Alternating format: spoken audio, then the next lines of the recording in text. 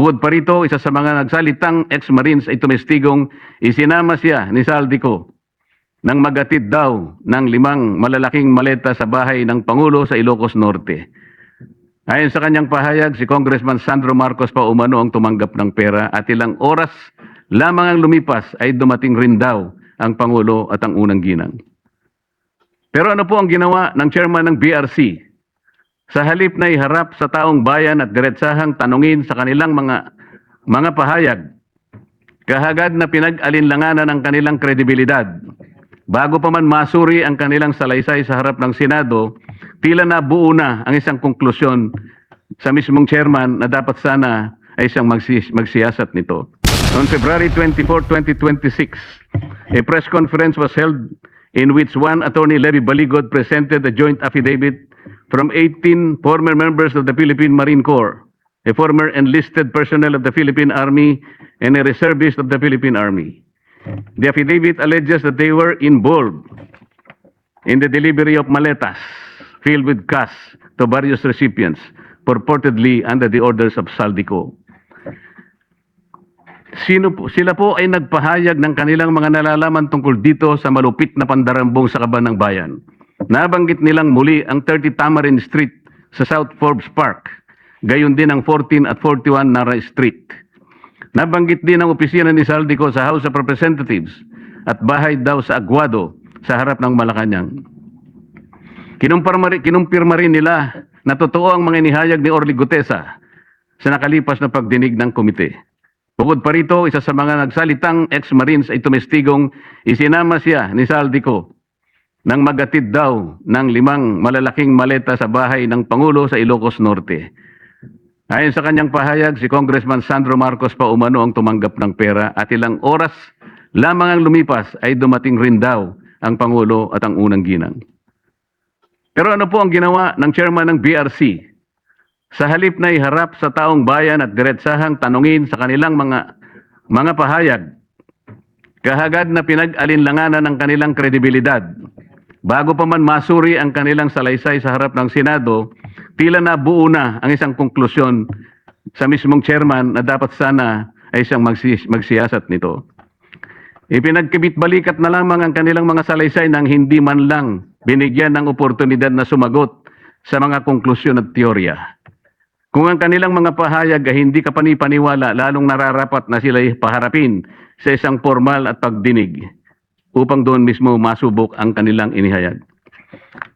Ang chairman po ba ng BRC ang dapat magpasya kung sino ang dapat ipatawag sa pagdinig kung 20 ang bilang ng miyembro ng Blue Ribbon Committee? Nakonsulta po bang isa-isa ang mga miyembro ng BRC? Kinausap po ba, halimbawa, si Senador Bam, si Senador Kiko, si Senadora Risa, Senador Gatchalian?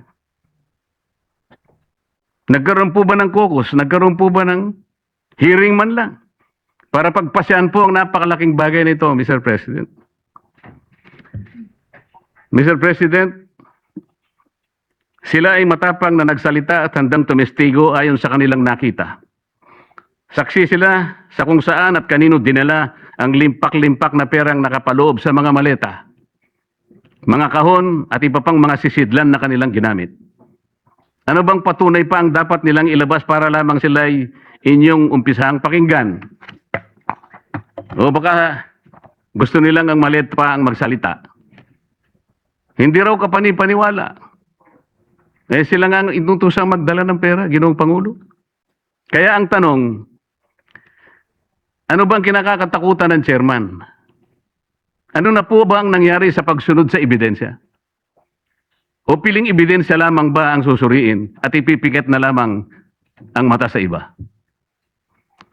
Ngayon sa Romans 1:18, nahayag mula sa langit ang puot ng Diyos laban sa lahat ng kalapastanganan at kasamaan ng mga taong dahil sa kanilang kasamaan ay hinahadlangan ng katotohanan. Hanggang kailan po itong tahasang pagharang sa katotohanan, Ginoong Pangulo? Ano na po ba ang nangyari sa makulay na kasaysayan ng Blue Ribbon Committee na sa mahabang panahon ay tiningala at nagsilbing isang bantayog sa pagtukoy at pagtutok sa mga katiwalian at pagdarambong na nagaganap sa ating burokrasya? Hanggang kailan po tayo maghahalukip-kip ng mga kamay sa harap ng malawakan at karumal-dumal na paglima sa ating kabangbayan?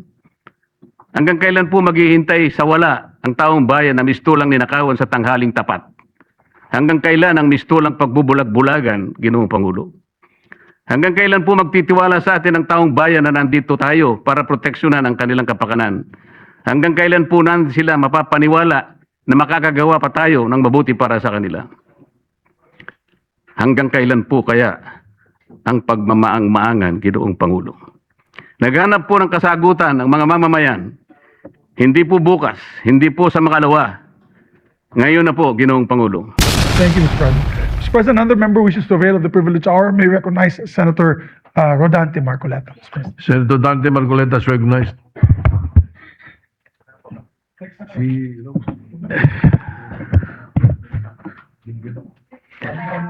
Mr. President, distinguished colleagues,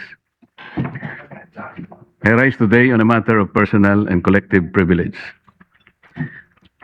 Mahiya naman kayo. These are the very exact words uttered by the President 8 months ago. Yes, Mr. President, 8 buwan na mula nang tumambad sa sambayanang Pilipino at sa buong mundo ang malawakang anomalya at korupsyon sa likod ng mga flood control projects. Pagkatapos ng 8 buwan, natukoy na ba kung sino ang mga walang hiya?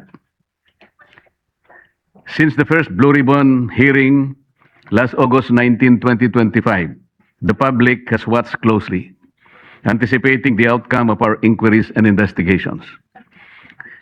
The demand for transparency and accountability did not subside. It has only grown louder. Despite the increasing public clamor for transparency and accountability, we are stuck in a maze of indecision and complacency, waiting for a report that has long been overdue. Mr. President, as early as December of last year, the minority submitted its observations, findings, and recommendations based on the initial 6 public hearings of the Blue Ribbon Committee and labeled it a minority report for lack of a better term. Let me be clear, it was not intended to disrespect the committee nor the Senate as a body. Fully aware of the hearings on the flood control anomalies that had not concluded, and in the absence of a committee report, the public has long been waiting. The report was not filed with the Bills and Index, but coursed through the office of the Senate President, hoping for proper disposition. The minority report was initiated out of our solemn duty to the Filipino people who are eagerly awaiting and demanding for the Senate's decisive action on the nationwide flood control scandal. Our intention was clear from the outset: to uncover the truth, hold people accountable, and propose legislative measures that will finally dismantle the deeply entrenched corruption that characterize our infrastructure projects. Ladies and gentlemen of this chamber, the people have waited long enough. It has been 7 months since the first Blue Ribbon hearing. For far too long, the public have been agitated, disgusted, and tormented by the thought that more than ₱1 trillion have been openly looted from the National Treasury. Yet to this day, no one has been held accountable except for the small fry. In several instances and interviews, the chairman of the Blue Ribbon Committee has said that a partial committee report is to be released. Last November 24, 2025, the chair stated in an interview, and I quote, "Magsasubmit kami ng partial committee report based on info so far gathered during the previous hearing." Natapos ang Disyembre 2025, walang report. Then on January 14, 2026, during the kapihan sa Senado, another statement was made that the report was still being drafted by his staff, even chiding them for being inept. Are we supposed to depend solely on the capacity and perhaps the willingness of our staff to produce a report that the Filipino people have been waiting for? A report that is not merely a formality but a duty we owe to the public we serve. It was out of exasperation that on January 20, 2026, we took it upon ourselves to formally release the minority report in a press conference to prevent the findings of our inquiry from being stalled while the public continues to wait for answers. Yet again, on January 26, 2026, the chairman once again said that BRC's partial committee report was almost finished. Mr. President, the minority report was not done half-heartedly, nor was it done out of disregard for this institution. It was done because the Filipino people have been waiting for this chamber to tell them what has been found. The submission of a minority report therefore served a simple yet necessary and urgent purpose, to let our people know that something has been done, at least from our side. Sadly, after the minority's press conference, said report was vilified without even the courtesy of reading it. The BRC chairman was even blunt when he said that the place for the minority report is the trash bin. Sa basurahan, a submission anchored in the same hearings, 3 of which he actually presided, the same resource persons, and the same affidavits. Masasabi ba niyang pangbasura lang din ang lahat ng iyon? Kung itatapon sa basurahan ang ulat na ito, hindi ba't para na rin nating itinapon ang lahat ng ebidensya kasama na ang 2 privilege speeches niya na ginamit sa minority report? With due respect, the Senate was never meant to be a place where inconvenient findings are thrown into the trash bin just because they challenge the preferred narrative. The minority report exposes how ghost and defective blood control projects stem from systemic corruption embedded in the country's infrastructure planning, budgeting, and implementation processes. It unraveled a corrupt monitoring and quality control system that gave way to a normalized system of kickbacks, rigged bidding, and budget insertions involving lawmakers, DPWH officials, and favored contractors, even as it recommended comprehensive reforms through proposed measures to address the issues across all stages of project implementation. Finally, the minority report raised serious concerns about veering away from the initial course of investigation, from pursuing major perpetrators to selective summoning of witnesses, intimidation or discrediting of whistleblowers, and the failure to summon key political figures. This shift will undermine public trust and weaken the truth-seeking function of the Blue Ribbon Committee. As we have witnessed, after the testimony of ex-Marine Sergeant Orly Gutesa, there has been a month-long halt in the investigation, giving the persons mentioned by him, John Paul Estrada and Mark Tiksay, to flee the country to parts unknown. The resignation of BRC chairman that followed already changed the narrative. Gutesa, the only witness who connected the money trail from Saldico to Martin Romualdez, was painted to have faked his notarized sworn statement. Siya pa ang tinakot kasuhan ng falsification of public documents at perjury. To rectify this, Mr. President, I just filed a disbarment complaint against Attorney Espera and administrative complaint against Executive Judge Season of Manila RTC. Meanwhile, on February 11, 2026, my office received what appears to be a draft report from the Blue Ribbon Committee, which can only assume to have originated either from the chairman's office or from the Blue Ribbon Committee which he chairs. What was transmitted to us, Mr. President, was a link to a PDF document bearing a watermark OS Marcoleta across each and every page. Yet the said partial report does not bear the signature of the chairman, a formality ordinarily expected of any report issued by a committee, particularly from the Blue Ribbon Committee. Given the circumstances, the status of the Blue Ribbon partial report is unclear, and it could easily be disowned or disavowed at a later time. In light of this, Mr. President, guidance is respectfully sought on how such a document should be properly regarded by this body. The same people were hell-bent on criticizing the manner by which the minority report was submitted, yet they have no qualms circulating a supposed committee report in a manner that lacks even the most basic formalities expected of an official document of this institution. Maybe because of the following observed weaknesses. In the BRC chairman's interview with Dos por Dos on DCRH as early as July 31, 2025, he alleged that there are at least 60 sitting congressmen who also acted as contractors of infrastructure projects in their own districts. In a press conference and in a press release dated August 10, 2025, posted on the Senate website, the BRC chairman disclosed that House members called him and that he had a list of 67 congressmen who were contractors. Yet he did not summon them to any BRC hearing. Why did he not name them, to be fair to the rest of the members of the House of Representatives? In the sworn statement of the Diskaya, 17 congressmen were also mentioned. Why were not they asked to appear before the committee? On the other hand, the statements of former Yusek Bernardo and his cohorts Alcantara and Hernandez, who named certain senators upon the intercession of the Department of Justice, were readily heralded as gospel truth.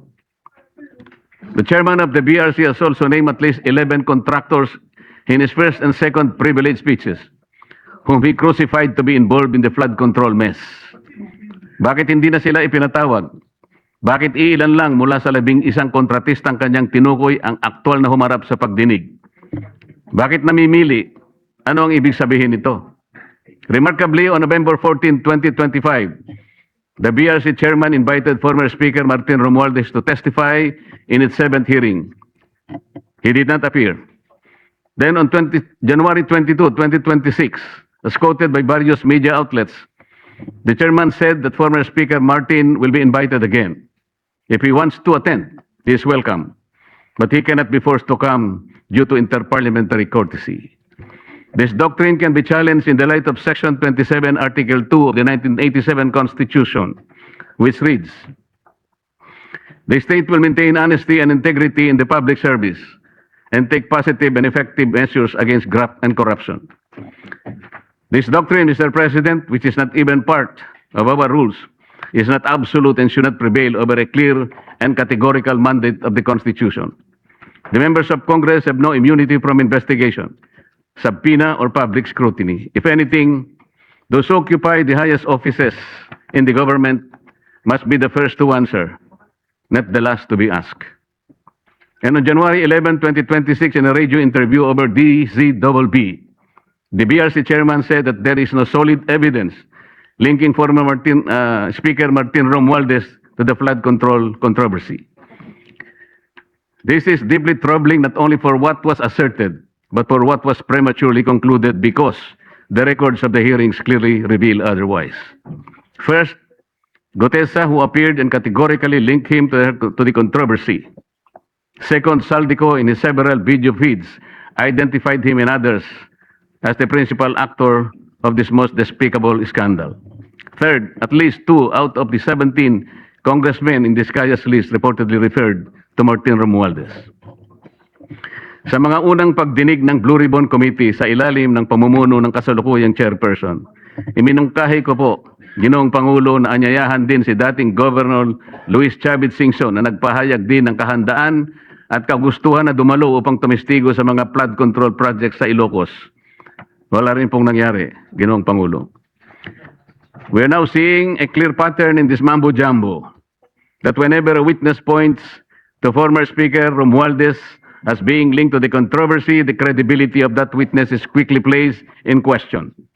In an ambush interview at the Senate on November 14, 2025, by various media outlets, the BRC chairman clarified that a remote sworn testimony will be allowed only if Saldico appears before Philippine Embassy or Consulate, and a request for a Zoom meeting under oath will be valid. First, Saldico fears for his life and therefore he cannot go to any Philippine embassy. Kung si Gutesa nga ay bigla na lang naglaho na parang bula. Sa halip na suportahan at pakinggan ang mga naglalantad ng katotohanan, sila'y pinababayaan at nailalagay pa sa panganib. Second, the statement is incorrect because under the Apostille Convention, which the Supreme Court already implemented under OCA Circular number 210-2023, Saldico can take his oath before any commissioned notary in Portugal or elsewhere in Europe. He doesn't have to do it before a Philippine consular office. All he has to do is for his sworn statement to be apostilled in that foreign country, and it will have the effect of a statement sworn before a Philippine consulate. In the 8th hearing on January 19, 2026, the VRC chairman stated, "Let me emphasize the point, or one point. We always go wherever or where the evidence leads us. We do not target any particular person, nor do we have the intention to cover up for anybody. If that is truly the guiding principle of this investigation, Mr. President, then several matters should have been highlighted and pursued with equal vigor. For instance, on November 18, 2025, he made a revelation during the plenary debates of the 2026 budget on general principles in the presence of DBCC officials. Sinabi niya na base sa usapan nila ni Yusek Bernardo, meron siyang may mga taong nagne-name drop sa Pangulo, tulad ni na Yusek Adrian Bersamin at Yusek Trajib Olaybar, na nagutos kay Saldico na ipasok sa BICAM yung insertions ng 100 billion. Panoorin po natin ang video, Mr. President.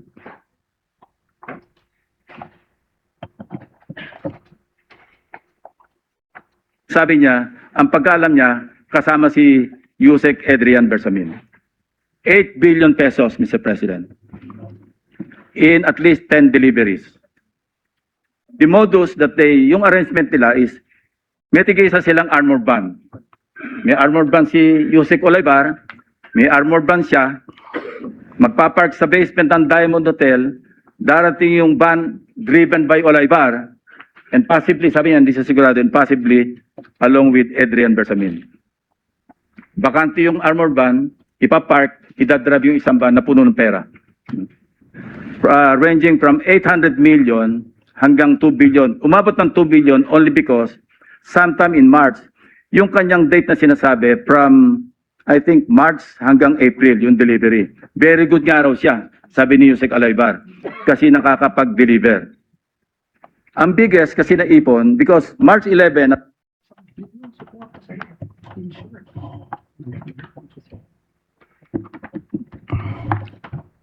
Ngunit kailanman ay hindi po naimbitahan si Yusek Adrian Bersamin upang harapin at linawin ang akusasyong ito na mismong chairman pa ang nagsiwalat sa plenaryo. Earlier, on November 14, 2025, in an ambush interview, he already disputed the statement of Saldico about the alleged 100 billion insertions allegedly made by the President in the BICAM. Ang malinaw rito, Mr. President, ay magkakaibang pahayag at pagkakaunawa sa parehong issue. Isang senyalis ng kontradiksyon na posibleng pagmamanipula na dapat sana'y malinaw at tapat sa publiko. This becomes particularly concerning in light of the second supplemental affidavit of former DPWH Undersecretary Roberto Bernardo dated November 10, 2025, where he disclosed that he handled 5 billion worth of projects for former DPWH Secretary Manuel Bunoan each year from 2023, 24 to 25, with kickbacks of 15% therefrom. From this kickback, 75% will be shared by Bunoan and Cabral. The 25% goes to Bernardo. Pinayagan din ng chairman ng BRC ang pakikialam ng DOJ sa mga pagdinig, lalo na sa pagpili ng mga gagawing testigo sa ilalim ng Witness Protection Program. Ito ay sa pamamagitan ng sapilitang pagre-require ng restitution na hindi naman hinihingi ng batas. Hindi rin po binigyan ng pansin ang mga naging kaganapan sa number 30 Tamarin Street, South Forbes, na binigyang diin ni Saldico sa isa sa marami niyang video revelations. Sinabi ni Saldico na nag-deliver siya ng 1 billion sa lugar na yon, 200 million noong December 2, 2025 at 800 million noong December 5, 2025. Ayon po kay Saldico, ang paghahatid ng 200 million ay ginamitan ng isang Grandia Elite. Yun namang 800 million ay ginamitan ng dalawang Grandia Elite. Ang mga ito ay tinanggap di umano ni Yusek Jojo Cadiz sakay ng kanyang Toyota Fortuner kasama ang kanyang driver. Ang mga perang ito ay inihatid daw sa bahay ng Pangulo sa Naray Street gamit ang mga nabanggit na mga sasakyan. Ang dami pong dapat inimbitahan upang linawin at maimbestigahan ang bagay na ito. Sa Yusek Jojo Cadiz at ang kanyang driver, ang mga opisyalis ng korporasyon na may-ari raw ng bahay, si Nelson Go na dami raw ni Martin Romualdez sa nasabing korporasyon, ang security agency na bantay sa nasabing lugar upang makuha ang logbook ng pagpasok at paglabas ng mga sasakyan noong December 2 at December 5, 2025, o kaya ang CCTV footages para makilalang ganap ang mga sasakyan at drivers na may dala ng mga sasakyan at sa pagitan ng alas 9 hanggang alas 10 ng umaga. Sa halip, ang tinawag po ay dalawang babae na nagtakip pa ng mukha at hindi nagbigay ng sworn statement sa mga miyembro ng BRC. At nung tanungin ko sila, Napansin naman po ninyo, Ginoong Pangulo, ang chairman pa ang sumasagot. Given the seriousness of these allegations, one cannot help but ask, why has Yusek Cadiz not yet been invited to testify before the BRC? The public deserves answers, but some key witnesses remain uninvited. In the same second supplemental affidavit of Bernardo, he further alleged that at least 5 cabinet secretaries and several undersecretaries had allocables recorded in what has come to be known as the Cabral files. On December 27, 2025, in a radio interview over DWIC, the BRC chairman echoed Bernardo's statement. At least 5 cabinet secretaries and some undersecretaries had allocables amounting to billions in the controversial 2025 budget. But the only names revealed were former DPWH Secretary Manuel Bonoan and former Executive Secretary Lucas Bersamin. Who are these other unnamed secretaries? And were they the same secretaries referred to by Bernardo in his second supplemental affidavit? We may never know, because they were never invited in any of the proceedings, despite the chairman's apparent knowledge of who they were. So one cannot help but wonder if the chairman himself knew about their identities and their involvement in this whole mess. Why were they not summoned in the succeeding Senate investigations? Why were certain individuals being shielded from scrutiny? Is there someone up there who would have been implicated or whose name would have been inevitably exposed had they been made to appear before the Senate? Mr. President, the matter does not end here. On February 24, 2026, a press conference was held in which one Attorney Levy Baligod presented a joint affidavit from 18 former members of the Philippine Marine Corps, a former enlisted personnel of the Philippine Army, and a reservist of the Philippine Army. The affidavit alleges that they were involved in the delivery of maletas filled with cash to various recipients, purportedly under the orders of Saldico. Sila po ay nagpahayag ng kanilang mga nalalaman tungkol dito sa malupit na pandarambong sa Kaban ng Bayan. Nabanggit nilang muli ang 30 Tamarin Street sa South Forbes Park, gayon din ang 14 at 41 Nara Street. Nabanggit din ang opisina ni Saldico sa House of Representatives at bahay daw sa Aguado sa harap ng Malacanang. Kinumpirma rin nila na totoo ang mga inihayag ni Orly Gutesa sa nakalipas na pagdinig ng komite. Bukod pa rito, isa sa mga nagsalitang ex-Marines ay tumestigong isinama siya ni Saldico nang magatid daw ng 5 malalaking maleta sa bahay ng Pangulo sa Ilocos Norte. Ayon sa kanyang pahayag, si Congressman Sandro Marcos pa umano ang tumanggap ng pera at ilang oras lamang ang lumipas ay dumating rin daw ang Pangulo at ang unang ginang. Pero ano po ang ginawa ng chairman ng BRC? Sa halip na iharap sa taong bayan at diretsahang tanungin sa kanilang mga pahayag, kahagad na pinag-alinlanganan ang kanilang kredibilidad. Bago pa man masuri ang kanilang salaysay sa harap ng Senado, tila na buo na ang isang konklusyon sa mismong chairman na dapat sana ay siyang magsiyasat nito. Ipinagkibit-balikat na lamang ang kanilang mga salaysay nang hindi man lang binigyan ng oportunidad na sumagot sa mga konklusyon at teorya. Kung ang kanilang mga pahayag ay hindi kapani-paniwala, lalong nararapat na sila'y paharapin sa isang formal at pagdinig upang doon mismo masubok ang kanilang inihayag. Ang chairman po ba ng BRC ang dapat magpasya kung sino ang dapat ipatawag sa pagdinig kung 20 ang bilang ng miyembro ng Blue Ribbon Committee? Nakonsulta po bang isa-isa ang mga miyembro ng BRC?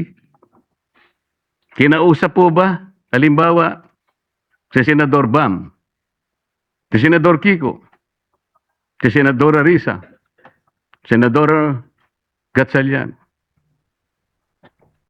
Nagkaroon po ba ng caucus? Nagkaroon po ba ng hearing man lang? Para pagpasyahan po ang napakalaking bagay nito, Mr. President. Mr. President, sila ay matapang na nagsalita at handang tumestigo ayon sa kanilang nakita. Saksi sila sa kung saan at kanino dinala ang limpak-limpak na perang nakapaloob sa mga maleta, mga kahon at iba pang mga sisidlan na kanilang ginamit. Ano bang patunay pa ang dapat nilang ilabas para lamang sila'y inyong umpisahang pakinggan? O baka gusto nilang ang maliit pa ang magsalita. Hindi raw kapani-paniwala. Eh sila nga ang inutusang magdala ng pera, Ginoong Pangulo. Kaya ang tanong, ano bang kinakatakutan ng chairman? Ano na po ba ang nangyari sa pagsunod sa ebidensya? O piling ebidensya lamang ba ang susuriin at ipipikit na lamang ang mata sa iba? Ngayon sa Romans 1:18, nahayag mula sa langit ang pot ng Diyos laban sa lahat ng kalapastanganan at kasamaan ng mga taong dahil sa kanilang kasamaan ay hinahadlangan ang katotohanan. Hanggang kailan po itong tahasang pagharang sa katotohanan, Ginoong Pangulo? Ano na po ba ang nangyari sa makulay na kasaysayan ng Blue Ribbon Committee na sa mahabang panahon ay tiningala at nagsilbing isang bantayog sa pagtukoy at pagtutok sa mga katiwalian at pagdarambong na nagaganap sa ating burokrasya? Hanggang kailan po tayo maghahalokip-kip ng mga kamay sa harap ng malawakan at karumal-dumal na paglima sa ating kabangbayan? Hanggang kailan po maghihintay sa wala ang taong bayan na mistulang ninakawan sa tanghaling tapat? Hanggang kailan ang mistulang pagbubulag-bulagan, Ginoong Pangulo? Hanggang kailan po magtitiwala sa atin ang taong bayan na nandito tayo para proteksyonan ang kanilang kapakanan? Hanggang kailan po sila mapapaniwala na makakagawa pa tayo ng mabuti para sa kanila? Hanggang kailan po kaya ang pagmamaang-maangan, Ginoong Pangulo? Naghanap po ng kasagutan ng mga mamamayan. Hindi po bukas, hindi po sa makalawa. Ngayon na po, Ginoong Pangulo. Kasihan nawa ng Diyos ang ating bansa. Maraming salamat po, Ginoong Pangulo. Well, we wish that the distinguished gentleman can deliver that when the BRC chairman is here. But nevertheless, I was informed that he will answer all the points tomorrow. Thank you, Majority Leader. Thank you very much, Mr. President. Yeah, I move that we